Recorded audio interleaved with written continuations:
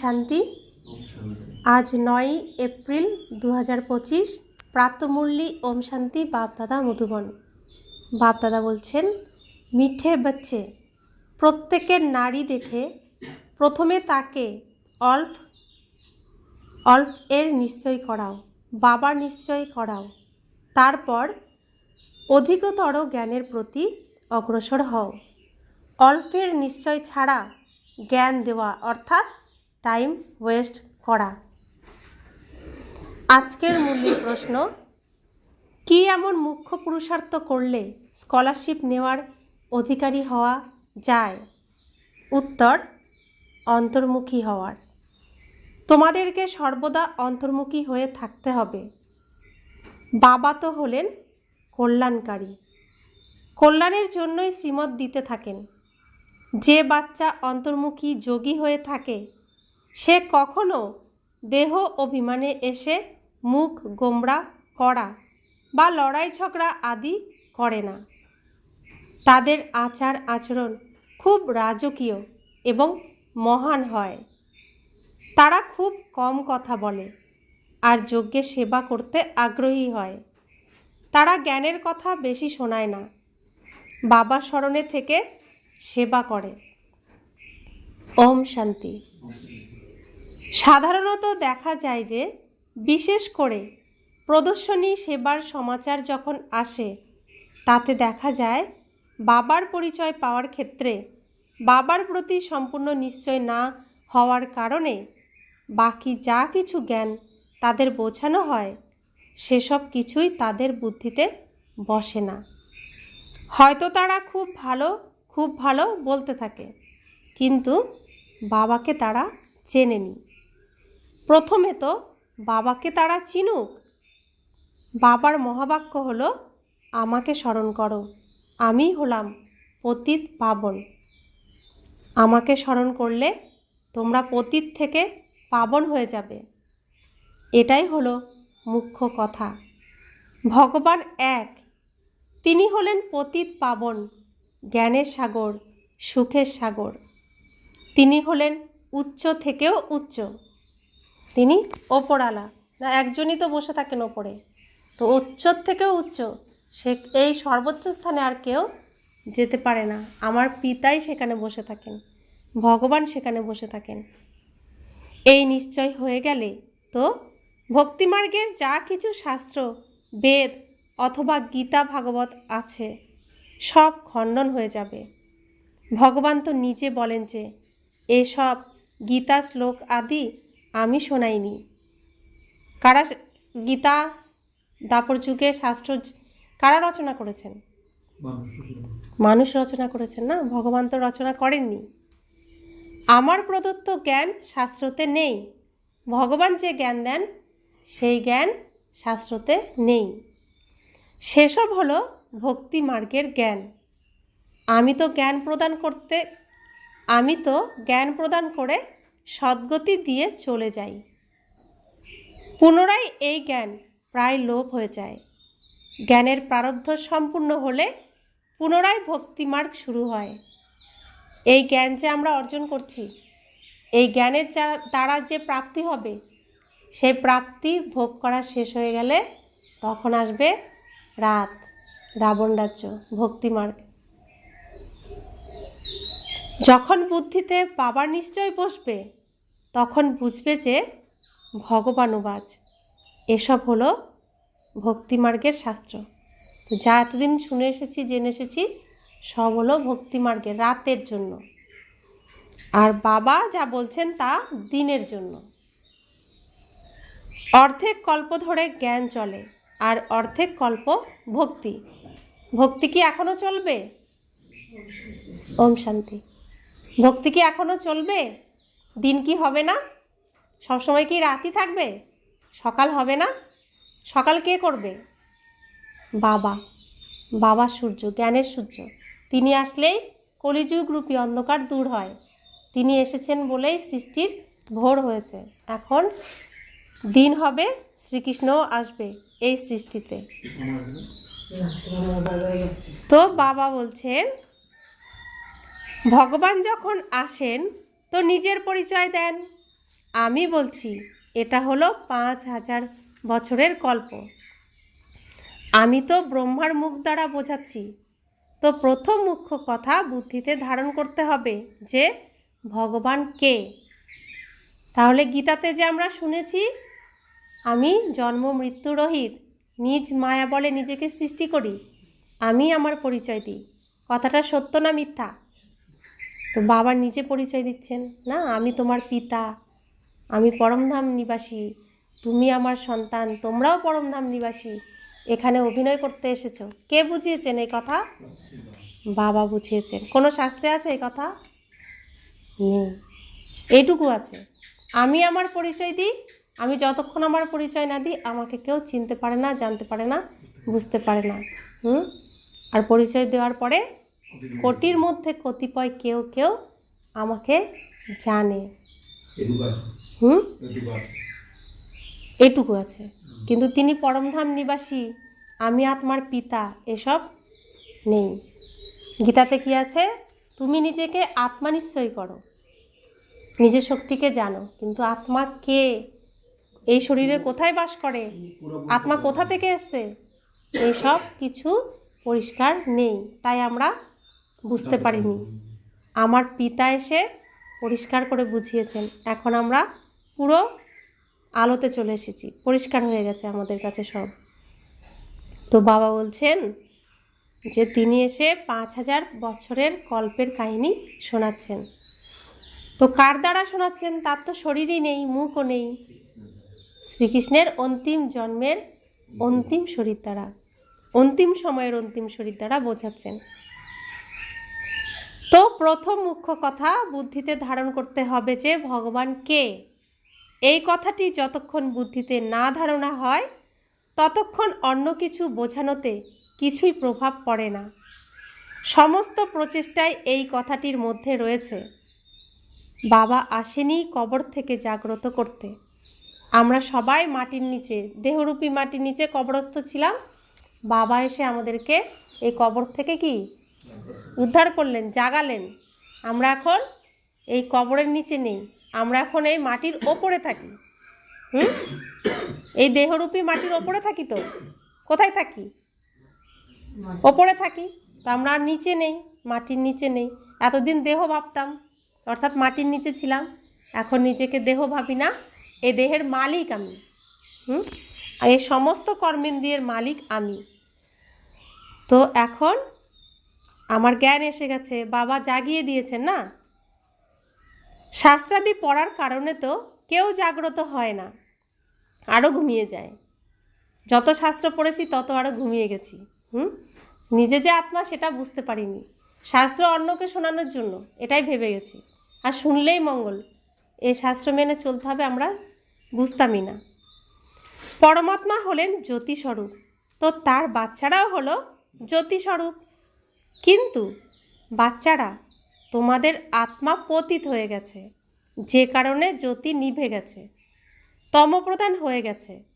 সবার প্রথমে বাবার পরিচয় না দিলে তারপর অন্য যা কিছুর প্রচেষ্টাই করতে থাকো, ওপিনিয়ন লেখানো ইত্যাদি ইত্যাদি, সেসব কোনো কাজে আসে না। সেজন্য সেবা হয় না।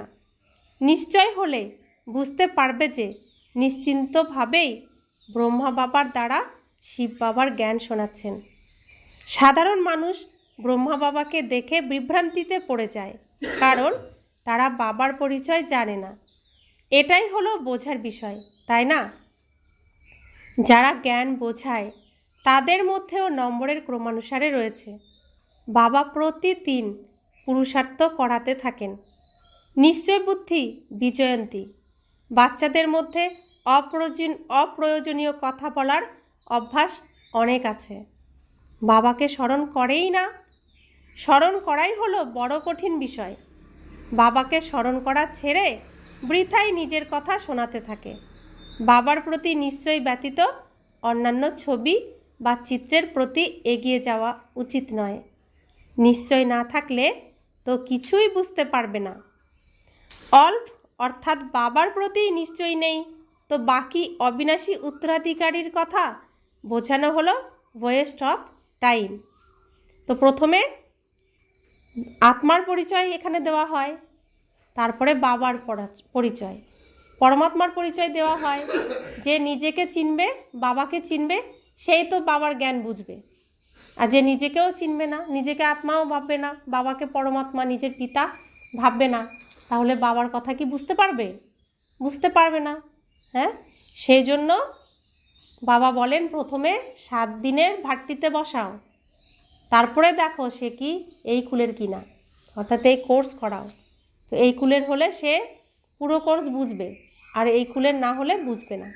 তারপরে এই জ্ঞানরত্ন দান করো। সরাসরি কাউকে জ্ঞানরত্ন দিও না। কেন? তাহলে কে পেয়ে যাবে? অসুর পেয়ে যাবে না। কিন্তু অসুরকে তো এই জ্ঞান দেওয়ার নিয়মই নেই। তো যারা অসুর কুলের তারা এই জ্ঞান নিতেও পারবে না, তারা চলে যাবে, থাকবেও না। তো বাবা বলছেন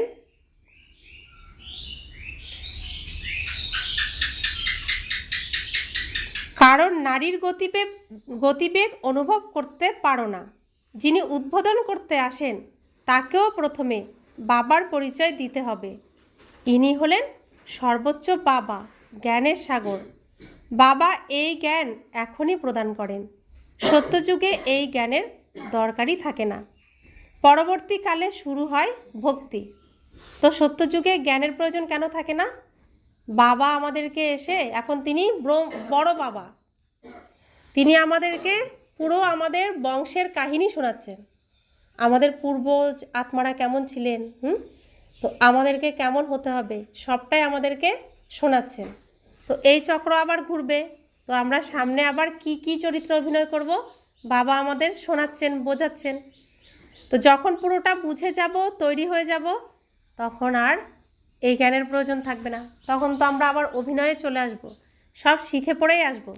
সেজন্য তখন আর এই জ্ঞান প্রয়োজন থাকবে না।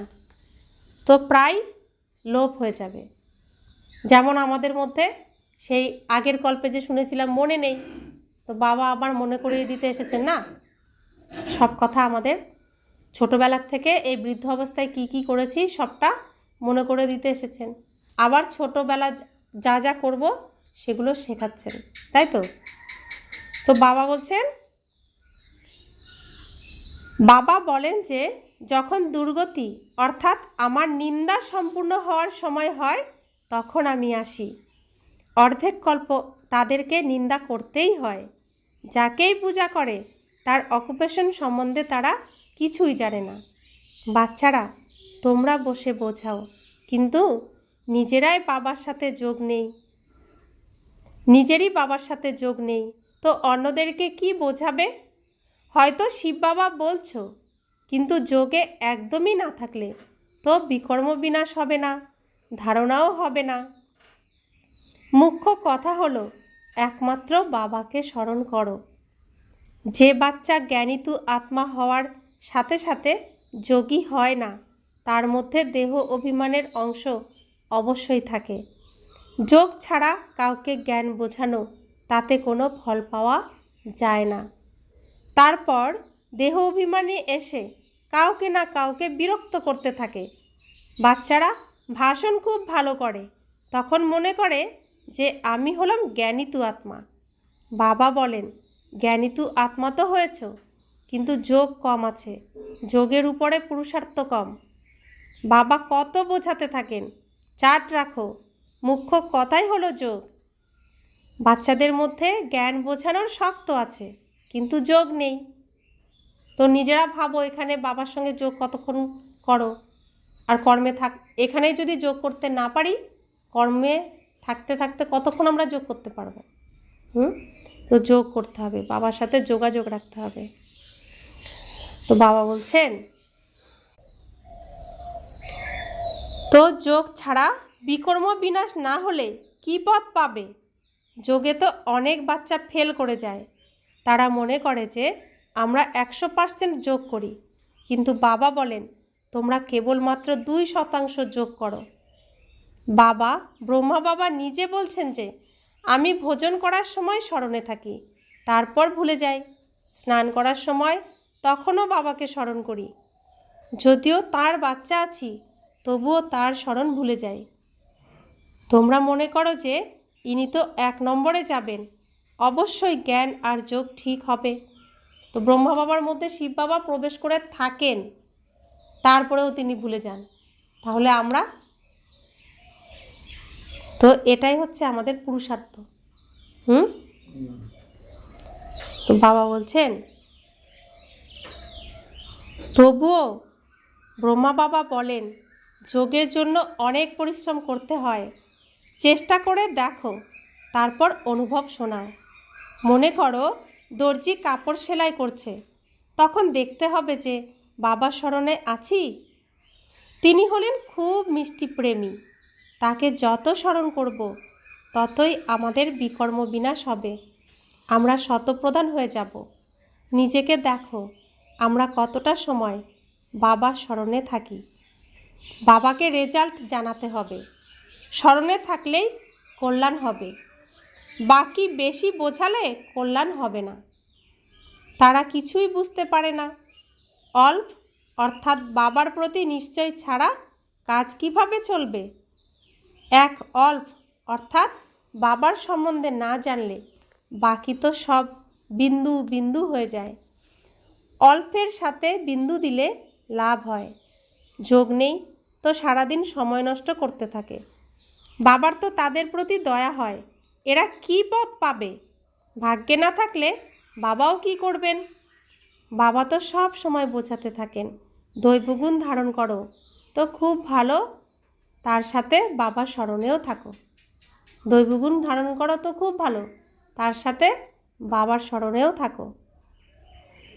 যোগ অত্যন্ত জরুরি।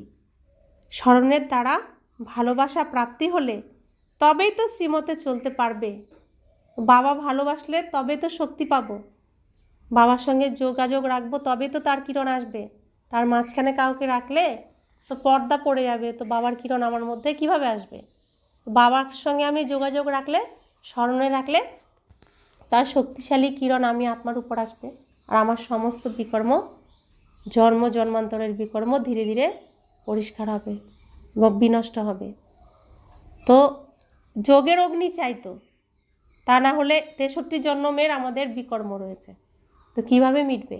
তাই সবসময় তার শক্তিশালী কিরণের নিচে আমাকে রাখতে হবে, তা না হলে যোগাযোগ কেটে যাবে আর আমার বিকর্ম বিনাশ হবে না। তো আতস কাচের উদাহরণ দেন না বাবা। আতস কাচের মধ্যে সূর্যের আলো পড়ে, তো এক বিন্দুতে কাগজের মধ্যে সূর্যের কিরণ পড়ে, তখন কাগজে আগুন ধরে। তো যোগাযোগ কার সাথে থাকলো? সূর্যের সাথে না। তো সেরকম আমার বাবার সাথে যোগাযোগ রাখতে হবে। তো এই বিন্দুতে এসে যখন বাবার কিরণ পড়বে তখন সমস্ত বিকর্ম বিনাশ হবে, সেই অগ্নি তখন প্রজ্বলিত থাকবে। তো সেইভাবে আমাদেরকে বাবাকে স্মরণে রাখতে হবে। তাই বাবা বলছেন, প্রজা তো অনেক হবে, তোমরা এখানে এসেছই এই লক্ষ্মীনারায়ণ হওয়ার জন্য, এতেই পরিশ্রম আছে। হয়তো স্বর্গে যাবে, কিন্তু শাস্তি খেয়ে শেষের দিকে এসে অল্প কিছু পদ প্রাপ্ত করবে। বাবা তো সমস্ত বাচ্চাদেরকেই জানেন, তাই না?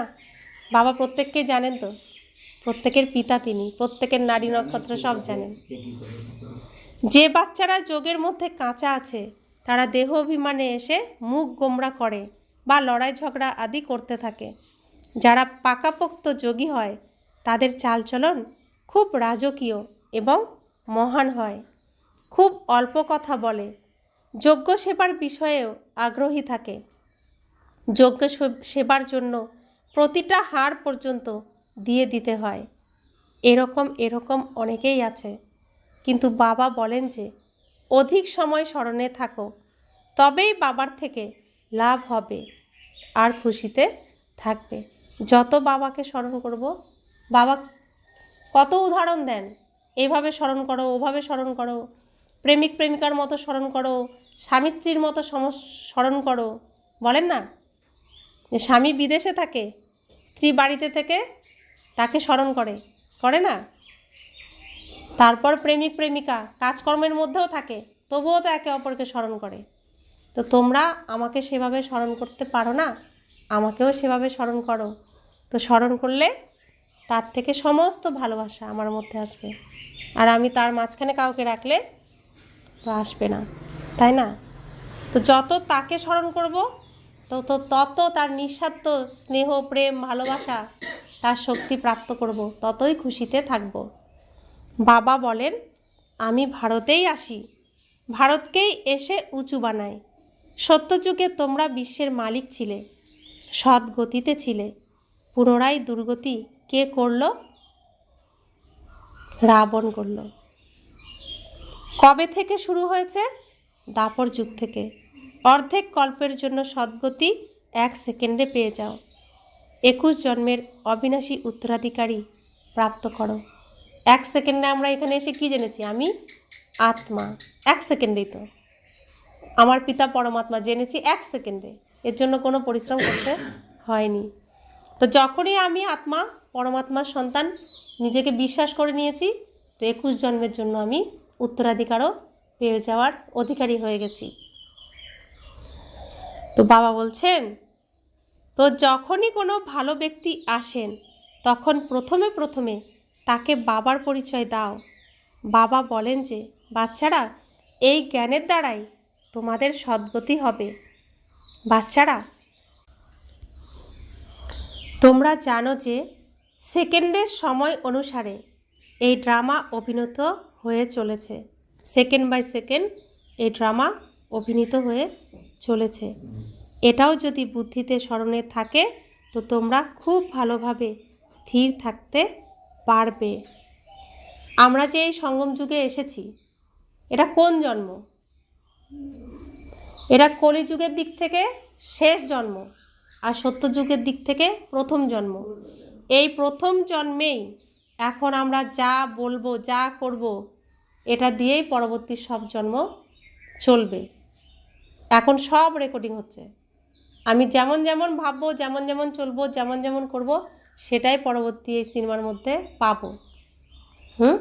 তো এর জন্য বাবা কি বলছেন, যে সব এটা হচ্ছে কল্যাণকারী যুগ। এখানে প্রত্যেকটা সেকেন্ড উপার্জনের সময়। তোমার প্রত্যেকটা সেকেন্ড তুমি নিজে তৈরি করছো ভাগ্য। যা করছো তাতেই তোমার ভাগ্য তৈরি হচ্ছে, এরই ফল তুমি পাবে।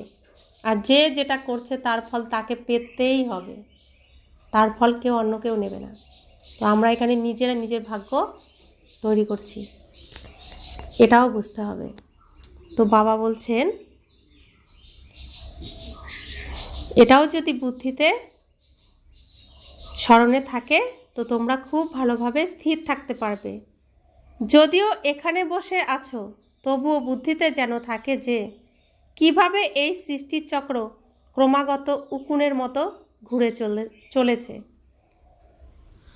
ঘড়ির কাঁটা যেমন সেকেন্ড বাই সেকেন্ড চলছে না, তো এই সৃষ্টির নাটকেও সেকেন্ড বাই সেকেন্ড ঘুরছে, চলছে।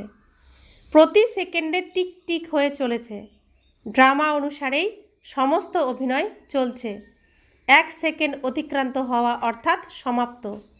অভিনয় চলতেই থাকবে, খুব ধীরে ধীরে রিপিট হয়। এটি হলো অসীম জগতের ড্রামা।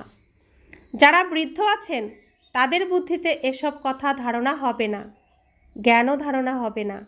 যোগও নেই, তবুও বাচ্চা তো আছেন, তাই না? তবে হ্যাঁ, যারা সেবা করছে তারা উঁচু পদ প্রাপ্ত করবে, বাকিরা কম পদ পাবে। এ বিষয়ে দৃঢ়ভাবে সচেতন থাকো যে এই অসীম জগতের ড্রামার পুনরাবৃত্তি হতেই থাকবে। বাবা সব পরিষ্কার করে বলছেন, পরে তো বাবাকে কেউ দোষ দিতে পারবে না।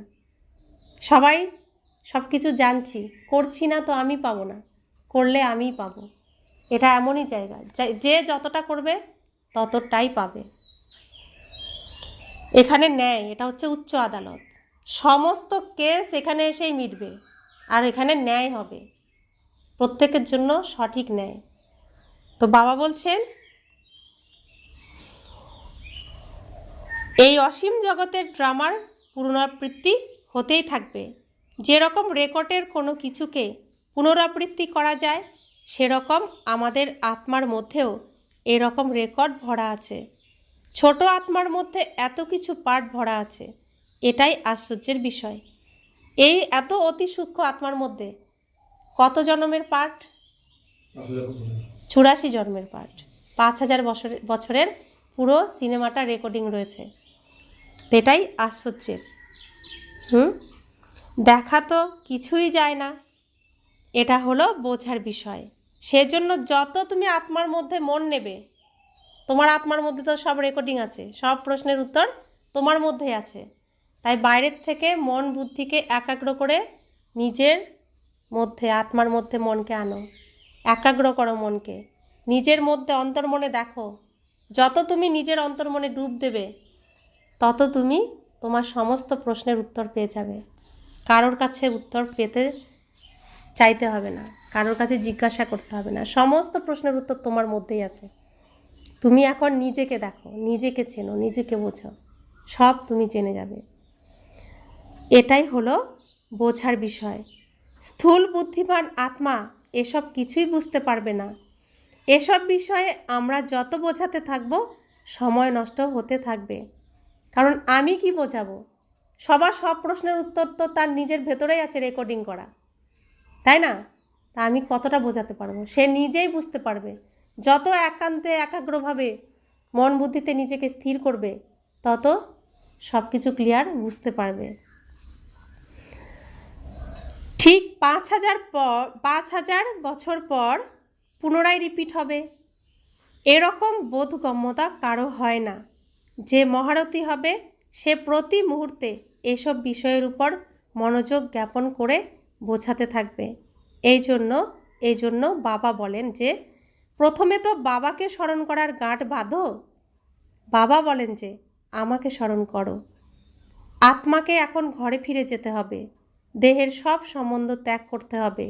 যতটা পারো বাবাকে স্মরণ করো। এই পুরুষার্থ হলো গুপ্ত। বাবা শ্রীমত দেন, বাবারই পরিচয় দাও। স্মরণ কম করলে পরিচয়ও কম দিতে থাকবে। প্রথমে তো বাবার পরিচয় বুদ্ধিতে ধারণা হোক। বলো, এখন এটা লেখো যে তিনিই হলেন আমাদের জন্ম জন্মান্তরের বাবা।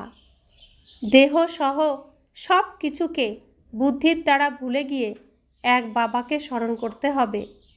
গীতার প্রথম অধ্যায়ের প্রথম কথাই তো এটা, সার কথা। দেহকে ভোলো, দেহের ধর্মকে ভোলো, দেহের সম্বন্ধ সম্পর্ককে ভোলো, অর্থাৎ দেহগুলোকে ভুলে যাও। স্মরণ কাকে রাখতে বলেছে? আত্মাকে। সামনে যে আছে সেও আত্মা, আমিও আত্মা। ছাড়তে বলেনি কাউকে, দেহকে ভুলতে বলেছে। অথচ আমরা কিছু বুঝতে পারিনি। তো এই দেহকে ভুলে গিয়ে কাকে স্মরণ করতে হবে? বাবাকে, পিতাকে। স্মরণের দ্বারাই তোমরা তমপ্রধান থেকে শতপ্রধান হয়ে যাবে। মুক্তিধাম, জীবন মুক্তিধামে তো দুঃখ কষ্ট হয়ই না। মুক্তিধামে কি থাকবে? সবাই শান্ত হয়ে বসে থাকবে। মুক্তিধাম কোথায়? পরমধাম, শান্তিধাম। সেখানে সবাই শান্ত হয়ে বসে থাকবে। আর জীবন মুক্তিতে সত্যযুগে বৈকুণ্ঠে সুখ শান্তি সব প্রাপ্ত করবে। তো সেখানে দুঃখ কষ্ট থাকবে? বাবা তো ছাড়াতে এসেছেন। যারা সত্যযুগে বৈকুণ্ঠে যেতে পারবে না তারাও দুঃখে থাকবে না, তারা বাবার কাছে থাকবে। কিভাবে থাকবে? শান্তিতে থাকবে। তো বাবা সবাইকে সুখ শান্তি দিতে এসেছেন। তো তিনি এসেছেন সবাইকে নিয়ে যেতে। যদি না নিয়ে যান, কলিযুগে রেখে যান, তো প্রত্যেকেই দুঃখ কষ্ট পাবেন। তাই একজনকেও রেখে যাবেন না, সবাইকে নিয়ে যাবেন। দিন প্রতিদিন ভালো ভালো কথা বোঝানো হয়। নিজেদের মধ্যেও এসব বিষয়ে আলোচনা করতে থাকো। যোগ্য হতে হবে, তাই না? ব্রাহ্মণ হয়ে যদি বাবার সেবাই না করো, তাহলে কি কাজের জন্য আছো? জ্ঞান তো ভালো করে ধারণ করতে হবে, তাই না? বাবা জানেন যে অনেকেই আছে যাদের একটি শব্দেরও ধারণা হয় না, যথার্থ রীতিতে বাবাকে স্মরণ করে না। রাজা রানীর পদের জন্য পরিশ্রম করতে হবে। যে পরিশ্রম করবে সেই উঁচু পদ প্রাপ্ত করবে। পরিশ্রম করলে তবে রাজবংশে যেতে পারবে। নম্বর 1ই স্কলারশিপ প্রাপ্ত করবে। এনার মাম্মা বাবার লক্ষ্মীনারায়ণের স্কলারশিপ নিয়েছেন। তো কে কে নিয়েছেন? স্কলারশিপ নিয়ে বসে আছেন যে ব্রহ্মা বাবা, মাম্মা লক্ষ্মীনারায়ণের স্কলারশিপ নিয়ে বসে আছেন। তারা লক্ষ্মীনারায়ণ হবে। তারা পাশ করে বসে আছেন। তারপর আসে নম্বর ক্রমে। অনেক বড় পরীক্ষা, তাই না? তো মালার দানা, মালা জপ করে যে কিভাবে সিলেক্ট হয়েছে 108টা মালার দানা? এইভাবেই, এই জ্ঞানের দ্বারা। তো প্রথমে কে থাকে? পরমাত্মা ফুল। তারপরে কে থাকে? আমরা রাধাকৃষ্ণ জানি, থাকে তো ব্রহ্মা বাবা মাম্মা, ব্রহ্মা বাবা সরস্বতী, তো সেই রাধাকৃষ্ণ। তারপরে 8 জন। এইভাবে নম্বর যেভাবে যে পাবে এই জ্ঞানের দ্বারা, যে পরীক্ষা হবে সেই অনুযায়ী মালার দানা সিলেক্ট হয়। সেটা জব করছে, বাবা বলছেন এখানে তৈরি হতে, যাতে শ্রীকৃষ্ণর মহলে আমরা রাজ দরবারে গিয়ে তার সিংহাসনের পাশে বসতে পারি। এভাবেই তো বসবে 108 জন দরবারে। তো তারাই যেতে পারবে যারা এই গুণ ধারণ করবে, অর্থাৎ শ্রীকৃষ্ণর সমান যারা যারা হবে তারা ওই 108 মালার দানায় আসবে। এখনও স্মরণ করছি, তাহলে কত শ্রেষ্ঠ পদ না। তো বাবা বলছেন যে এনারা মাম্মা বাবা লক্ষ্মীনারায়ণের স্কলারশিপ নিয়েছেন। তারপর আসে নম্বর ক্রমে অনেক বড় বড় পরীক্ষা।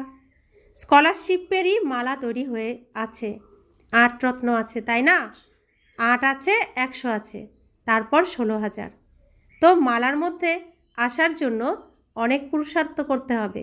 সিট কত হলো তাহলে? সিট 16,108। এখন আত্মা কত আছে? প্রায় 900 কোটি। তার মধ্যে মাত্র 16,108 জন রাজা রানী পদ পাবে। তো পরীক্ষা, কম্পিটিশান কত? তাহলে পরীক্ষা কি চুলচেরা হবে না? পরীক্ষা কি একদিনের? আমাদের প্রত্যেক দিন পরীক্ষা দিয়ে দিয়ে আমরা এগোচ্ছি, লাস্টে যে চেয়ারে বসবে। তো বাবা বলছেন 108 কার গলার মালা, 16,000 কার গলার মালা?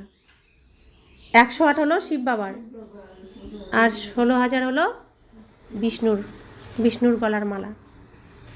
তো বাবা বলছেন তো মালার মধ্যে আসার জন্য অনেক পুরুষার্থ করতে হবে। কে কে চায় মালার দানায় আসবো? কার কার ইচ্ছা আছে মালার দানায় আসবো? ইচ্ছা নেই? মালার দানায় আসার ইচ্ছা নেই? পারবে আসতে। অন্তর্মুখী হয়ে পুরুষার্থ করলে স্কলারশিপ নেওয়ার অধিকারী হয়ে যাবে।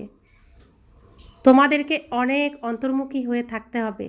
বাবা তো হলেন কল্যাণকারী, তো কল্যাণের জন্যই শ্রীমত দেন। সমগ্র বিশ্বেরই তো কল্যাণ হতে হবে, কিন্তু নম্বরের ক্রম অনুযায়ী। তোমরা এখানে বাবার কাছে পড়াশোনা করতে এসেছো। তোমাদের মধ্যেও সেই স্টুডেন্ট খুব ভালো হয় যে পড়াশোনায় মনোযোগ দেয়। কেউ কেউ তো আবার একদমই মনোযোগ দেয় না। এরকমও অনেককে মনে করে যে যা ভাগ্যে আছে হবে, ভাগ্যে যা আছে তাই হবে, পড়াশোনার কোনো লক্ষ্যই নেই। তো বাচ্চাদেরকে স্মরণের চাট রাখতে হবে। তো বাবা বলছেন ভাগ্যে কি করে আসবে? আমার ভাগ্যে অনেক খাবার দাবার আছে, কোনো অভাব থাকবে না। তো খাবার দাবার ঘরে আছে, হাতে কে তুলবে, মুখে কে দেবে, কে চিবোবে, কে গিলবে? আমাকেই তো করতে হবে। এটা না করলে হবে না, তাই করতে হবে। তোমাকে তো তোমার ভাগ্যকেই তোমাকে ভোগ করতে হলে করতে হবে না? তো বাবা বলছেন আমাদেরকে এখন বাড়ি ফিরে যেতে হবে। জ্ঞান তো এখনই ছেড়ে যেতে হবে, জ্ঞানের পাঠ সম্পূর্ণ হয়ে যাবে। আত্মা এত ছোট, তার মধ্যে কত পাঠ ভরা আছে, আশ্চর্যের বিষয়, তাই না? আমরা যা করছি সব কিছু রেকর্ডিং হচ্ছে আত্মার মধ্যে। সেজন্য আমরা অনেক অনেক কথা যেগুলো এখানে কেউ শেখায়নি তবুও বলি, তাই না? যেমন ওপরে একজন বসে আছে, কে শিখিয়েছে? এই পৃথিবী ছেড়ে ওপরে চলে যাব, কে শিখিয়েছে? উপরে যিনি আছেন তিনি সব দেখছেন, কে শিখিয়েছে? এই যে এখন শিখছি, জানছি, মনে আছে না প্রত্যেকে? কেউ শেখায়নি। তো বাবা বলছেন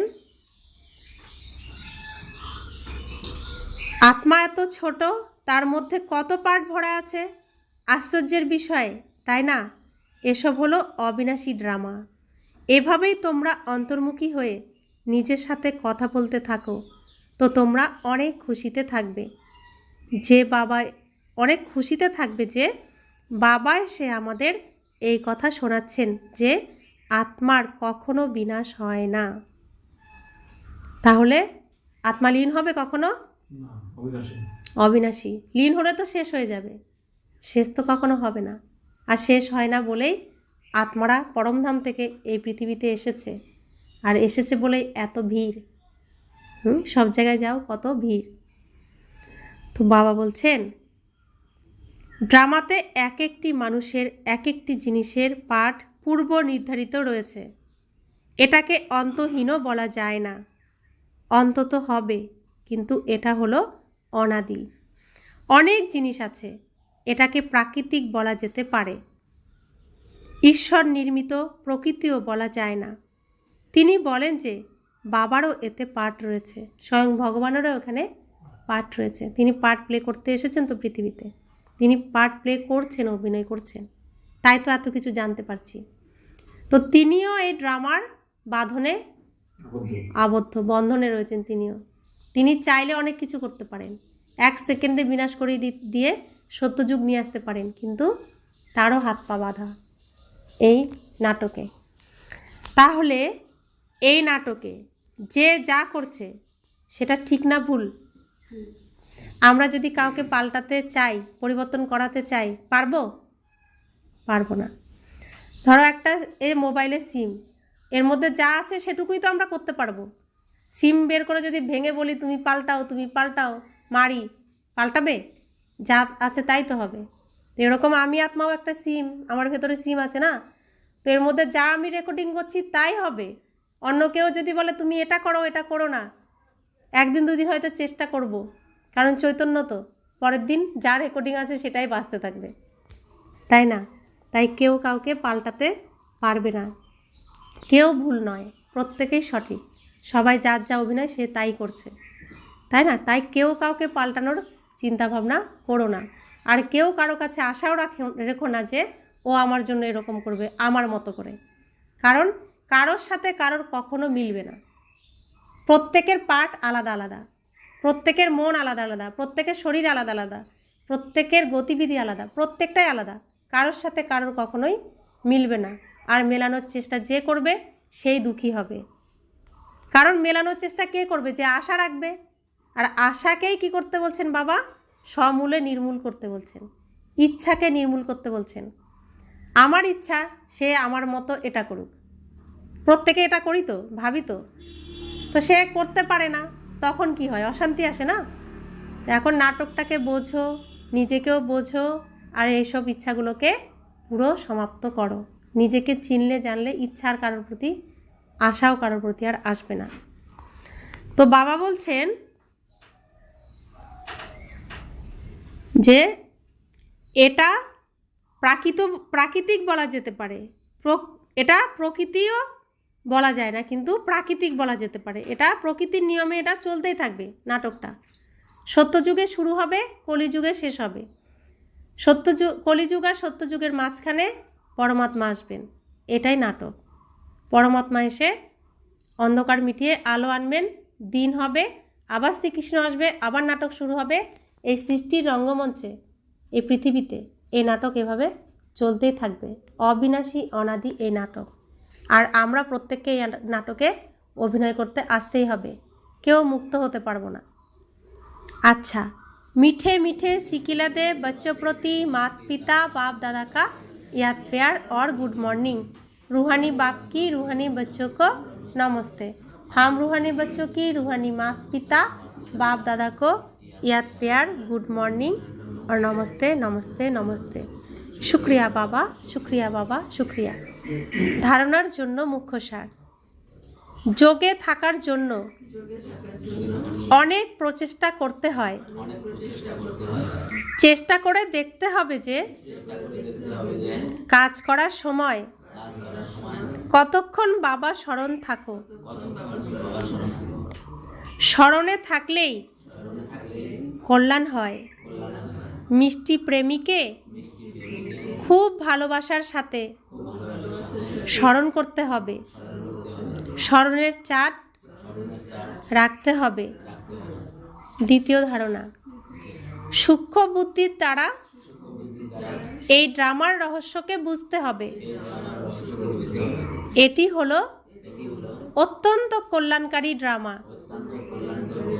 আমি যা কিছু বলছি বা করছি সেগুলি পুনরায় 5000 বছর পরে রিপিট হবে। এটিকে যথার্থভাবে বুঝে খুশিতে থাকতে হবে।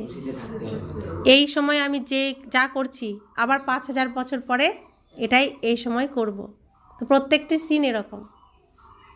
এটা বুঝলে তো প্রত্যেকটি সিন কী করতে হবে? খুশি খুশি, ভালো ভালো, তাই তো তাহলে আমি পাবো বরদান। নিজের শ্রেষ্ঠ জীবনের দ্বারা পরমাত্ম জ্ঞানের প্রত্যক্ষ প্রুফ, পরমাত্ম জ্ঞানের প্রত্যক্ষ প্রুফ দেওয়া যায়। প্রুফ হব নিজেকে পরমাত্ম জ্ঞানের প্রত্যক্ষ প্রমাণ বা প্রুফ মনে করলে মায়া প্রুফ হয়ে যাবে। প্রত্যক্ষ প্রুফ হলো নিজের শ্রেষ্ঠ পবিত্র জীবন। সব থেকে বড় অসম্ভব থেকে সম্ভব করার কথা হলো প্রবৃত্তিতে থেকে পরবৃত্তিতে থাকা। দেহ আর দেহের সম্বন্ধগুলি থেকে দূরে পৃথক থাকা। পুরানো শরীরের চোখ দিয়ে পুরানো দুনিয়ার বস্ত্রগুলিকে দেখেও না দেখা, অর্থাৎ সম্পূর্ণ পবিত্র জীবনে চলা। এটাই হলো পরমাত্মাকে প্রত্যক্ষ করার বা মায়াপ্রুফ হওয়ার সহজ সাধন। আমরা কি জ্ঞান প্রাপ্ত করেছি? আমি কে? পিতাকে পরমাত্মা, শিব বাবা। তাহলে কি প্রমাণ হলো? আমি আত্মা, আমার চোখ আছে। কি কি চোখ আছে? দুটো চোখ আছে। তো কি কি চোখ? মন বুদ্ধি। মন বুদ্ধির চোখ দিয়ে তাহলে দেখতে হবে। আর এই শরীর হলো আমার গাড়ি। গাড়িতে যেমন ড্রাইভারের সামনে কাঁচ থাকে, কাঁচ দিয়ে দুনিয়াকে দেখে। তো আমি আত্মা রয়েছি কোথায়? এই চোখের পিছনে, এই গাড়ির চোখের পিছনে। তো আমি এই চোখ দিয়ে তো দুনিয়াকে দেখছি, নিজের চোখও তো আছে না। তাহলে কোন চোখ দিয়ে এখন দেখতে হবে? মন বুদ্ধির চোখ দিয়ে। যদি এই চোখ দিয়ে দেখি তো এই পুরানো দুনিয়ার বস্তুগুলোকেই দেখব। যদি নিজের চোখ দিয়ে দেখি, মন বুদ্ধির চোখ দিয়ে, তাহলে কি দেখব? প্রত্যেককে আত্মা দেখব। তো এটাই বাবা বলছেন না, যে প্রবৃত্তিতে থেকে পরবৃত্তিতে থাকা। পরবৃত্তি অর্থাৎ সব কিছুর পরে, উপরে আছি সংসারে, কিন্তু আমি কে? আত্মা। সংসারের থেকেও আমি এখন এই সংসারে সব দেহের ঊর্ধ্বে থাকছি না, আত্মা। পরবৃত্তিতে অর্থাৎ সমস্ত কিছুর ওপরে, পরের বৃত্তিতে আমি আর নেই, সব কিছুর ওপরে থাকছি। আর দেহ আর দেহের সম্বন্ধগুলি থেকে দূরে পৃথক থাকা, অর্থাৎ সব দেহের ঊর্ধ্বে তো থাকছি আমি, ওপরে পৃথক থাকছি না। তাহলে আর কি বলছেন? পুরানো শরীরের চোখ দিয়ে পুরানো দুনিয়ার বস্তুগুলিকে দেখেও না দেখা। তো পুরানো শরীর অর্থাৎ গাড়ি, পুরানো চোখ অর্থাৎ এই গাড়ির চোখ, এই চোখ দিয়ে পুরানো দুনিয়ার, অর্থাৎ সব তো পুরানো, এই দেহগুলো সব পুরানো, এই বস্তুগুলোকে দেখেও দেখব না। আছে সামনে, কিন্তু সেদিকে যেন নজর না যায়। আমার দৃষ্টি কোথায় থাকবে? আত্মার দৃষ্টি থাকবে। আত্মার চোখ দিয়ে দেখব। কাকে দেখব? ওই দেহের মধ্যে থাকা আত্মাকে দেখব। এটাই বাবা বলছেন যে এই পুরানো দুনিয়ার বস্তুগুলিকে দেখেও না দেখা, অর্থাৎ সম্পূর্ণ পবিত্র জীবনে চলা। আত্মা কি? শুদ্ধ পবিত্র। দেহ কি? অশুদ্ধ পতিত, তাই না? সমস্ত বিকারে পরিপূর্ণ। তাহলে নিজেকে এখন কি ভাবতে হবে? আমি শুদ্ধ পবিত্র আত্মা। আমার পিতা যিনি সদা পবিত্র, তার সন্তান আমি। তো আমাকেও কি থাকতে হবে? শুদ্ধ পবিত্র। এই রাবণের দুনিয়া না ঈর্ষা, না হিংসা, না ব্যর্থ কথা, না ব্যর্থ চিন্তা, না ব্যর্থ আলোচনা, কোনো কিছুই না। আমি আত্মার মধ্যে কি আছে? সুখ, শান্তি, প্রেম, আনন্দ, জ্ঞান, পবিত্রতা, শক্তি। নিজেকে এটাই ভাবতে হবে। আমি যে কোনো একটা নিয়ে সবসময় চলতে হবে। আমি শক্তিশালী আত্মা, বা আমি সর্বশক্তিমান আত্মা, আমি সদা সুস্থ আত্মা, আমি সুখস্বরূপ আত্মা, শান্তস্বরূপ আত্মা, নিজের যে কোনো একটা রূপকে নিয়ে চিন্তন করতে হবে। তাহলে এই পরের দুনিয়ার সব কিছু বৃত্তি থেকে আমি উপরে থাকতে পারবো, পর বৃত্তিতে আর থাকবো না, আমি আমার নিজের বৃত্তিতেই থাকবো। এটাই বাবা বলছেন যে তাহলে পরমাত্মাকে প্রত্যক্ষ করার এটাই হলো কি সহজ সাধন, আর মায়াপ্রুপ হওয়ার সহজ সাধন। যত দেহ মনে করব মায়া ধরবে, আর যত নিজেকে আত্মা মনে করব তত মায়া আমার থেকে দূরে সরবে। স্লোগান: অ্যাটেনশন রূপী পাহারাদার ঠিক থাকলে অতীন্দ্রিয় সুখের খাজানা হারিয়ে যাবে না। তাহলে অ্যাটেনশন কি থাকবে? আমি আত্মা, আমার পিতা পরমাত্মা, আমার বাড়ি পরমধাম, আমি তাহলে সমস্ত সুখের, শান্তির, প্রেমের মালিক না, আমি পরিপূর্ণ ভরপুর, তাহলে সবসময় আমি সুখী। আর যদি আমি মাটিতে নামি তো নোংরা লাগবে, নোংরা লাগলে এই সব সুখ শান্তিগুলো নোংরা হয়ে যাবে, তাহলে আমি তখন দুঃখী হব। তাহলে নিজেকে সুখী আর সবসময় সুখে, অতীন্দ্রিয় সুখে থাকার মাধ্যমই হলো অ্যাটেনশনে থাকা, আমি আত্মা, তাহলে হারিয়ে যাবে না। অব্যক্ত ইশারা: কম্বাইন স্বরূপে স্মৃতির দ্বারা সদা বিজয়ী ভব, সদা বিজয়ী হও। বাবাকে কম্পেনিয়ন্ত বানিয়েছ, এখন তাকে কম্বাইন রূপে অনুভব করো, আর এই অনুভবকে বারবার স্মৃতিতে নিয়ে এসে স্মৃতিস্বরূপ হয়ে যাও। বারবার চেক করো যে আমি হলাম কম্বাইন্ড বাবার থেকে দূরে চলে যাইনি তো। যত যত কম্বাইন্ড রূপের অনুভব বাড়াতে থাকবে ততই ব্রাহ্মণ জীবন অত্যন্ত প্রিয়, মনোরঞ্জক অনুভব হবে। তো বাবা এসেছেন, এসে কি করলেন? বাবা এসে কি করলেন? আমার পিছন পিছন, আমার পাশে পাশে চলছে। আমাকে কিন্তু এক মুহূর্তের জন্য তিনি ছাড়ছেন না, সব সময় তিনি আছেন। আর আমি কি করছি? বাবা আছে, বাবা তো আছে, তারপরে কি করছি? আমার এটা নেই, ওটা আনো তো, বাবা তো আছে। বাবাকে কি বলেছি একবারও যে বাবা এটা লাগবে, তুমি এখন আমার সন্তান, বাজারে যাও এটা নিয়ে এসো? বলেছি কখনো?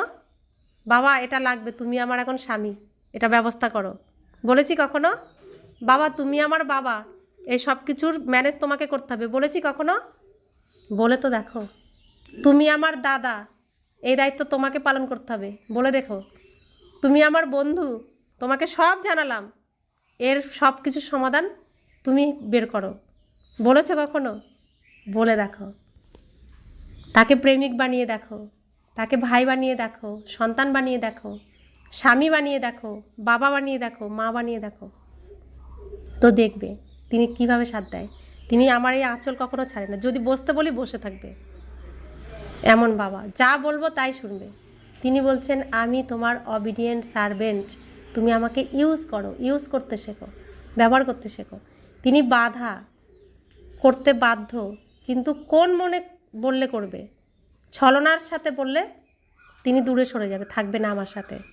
সত্য মনে, স্বচ্ছ মনে যদি বলি, তিনি প্রত্যেকটা কথা রাখবেন, করবেন।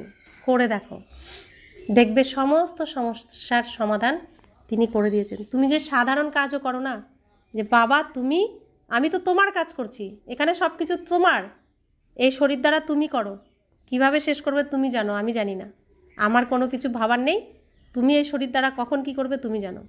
একবার করে দেখো, ইউজ করে দেখো, তারপরে এসে অনুভব শোনাবে। ওম শান্তি।